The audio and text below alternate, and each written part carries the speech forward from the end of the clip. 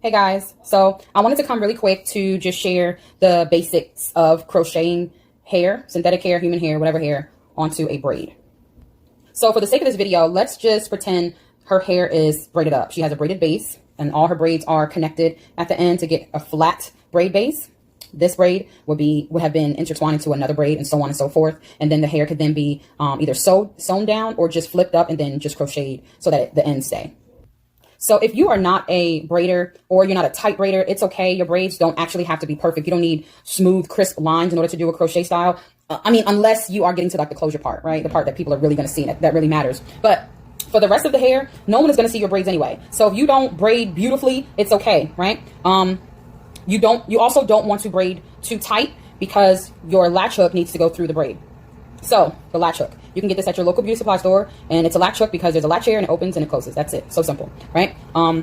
Get familiar, get comfortable with it in your hand, whichever your dominant hand is. Just get familiar with it, like holding it, opening and closing with your index finger. You're going to be doing a lot of that, obviously. So just get comfortable with that. And without having the hair yet, I'm just going to take the latch hook and just get more comfortable with it. I want it open as I'm going through. You can either go through the entire braid or you can go through one of the legs of your braid. Hopefully you guys can see that. And this is me just going straight through under the braid. Then I'm going to close it and then come back out, just pull it back out. And then this is me going through just one leg of the braid, right? So keep in mind that when you add the extension hair on, there should be no tension to the hair. It's going to be taut maybe, but it shouldn't be tight, right? Because it's low tension and we're doing low manipulation with a crochet style. So after getting familiar or comfortable with the latch hook, you now want to get familiar with the hair, holding the hair, how to hold it. So I'm right-handed, so my hair would be in my non-dominant hand, my left hand. And what I do is, this is just regular crochet hair. I believe this is like a jerry curl, I think, but you can use any hair. You can use this. You can also use just regular braiding hair. I took out some braids from a style that she had in before, but this is just regular braiding hair. That's it. In order for you to practice and get comfortable, just take hair in small pieces and practice that way. But for this video, I'm just going to be using this jerry curl pattern, and the hair came in this length. I didn't cut it or do anything to it. What I like to do is I take the hair and I glide down the hair to loosen up the ends, and I open the ends up. And the reason why I do that is because usually I split the hair. Take the hair and just split it. So now I have two pieces. I put the other piece away. Now getting comfortable with holding the hair, go all the way down to the ends. Make sure the hair is even. And then you're going to take your thumb and your index finger and hold it right in the center. So that way you can feel the hair gliding on those two fingers. Your remaining fingers, you're just going to gently grab. That's it. And that's how you hold it. Now this is important because, again, we're working with a latch hook. All right. Now let's go for it. So taking the latch hook, it is open. I'm just going to go under the braid, just clean through. Look at that. It's open and I just went through. Now the hair that's in my left hand, how I was holding it, I'm just going to take that and put it on the hook. Close the latch hook. Close it. Just pull it through.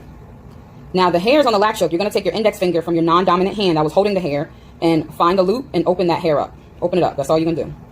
And push through with your index and your thumb and then remove the latch hook. So now we're back to square one with how we're holding it, right? And so from here, you introduce your dominant hand again because you should be able to do this. And you keep this open because we want to bring these two legs through the loop. About 2 or 3 times. So bring it through. I'm going to twist this here. And then I'm going to bring it back through. And then I'm going to do the same thing one more time. Now that that's done, I'm just going to slide it. And I'm going to push the knot as close to the braid as I can get it.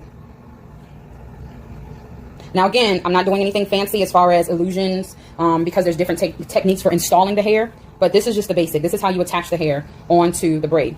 Now, I didn't have to loop it 3 times because of the texture of this hair. It has like a kinky feel to it. But let's just say you were using that, just canicle on hair without a curl pattern, or the hair is a little bit more silky. You would want to loop it more than 3 times. And then from there, what you want to do for security is take a small piece of the hair and separate it. And then you're just going to make a knot, a simple knot to tie it.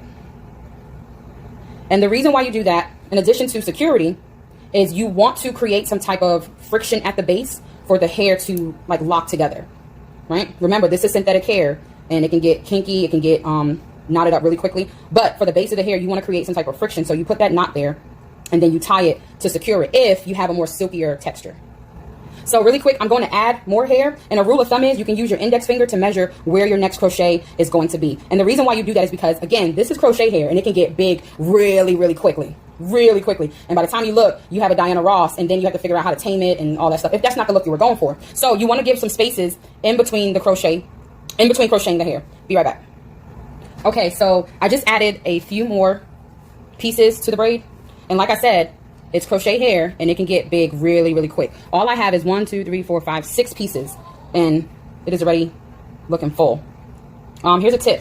As you are moving closer to the front of the hair, you should start using smaller pieces. You don't want those huge knots that you did in the middle or in the back or at the base to be as huge in the front, right? So that's a tip.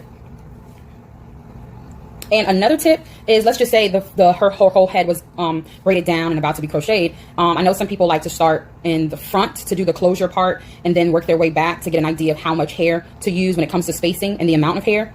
And it really doesn't matter for me. But if you're new and you're just beginning, sometimes it is better to work on the front first so you can make sure you have enough hair up top and then you can close it out, because you're not going to need as much hair in the back and sometimes in the middle, depending on the volume of hair that you're using with a curl pattern, as you would to close the hair where people are going to see. So hopefully that helped you guys.